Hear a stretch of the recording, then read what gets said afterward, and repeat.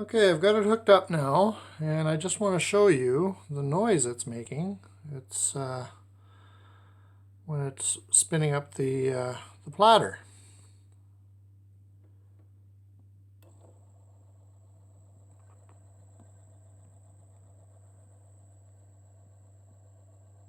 Sorry about the low light, but should be able to hear that. Hopefully the mic is picking it up.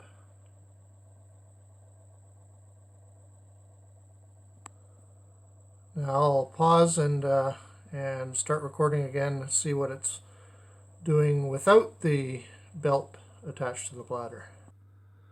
Okay, here it is with the belt without the platter.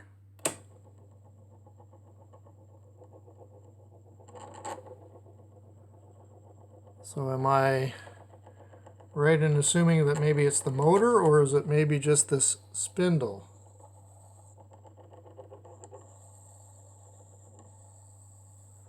Or is that's definitely not normal. So what do I need to do to cure that?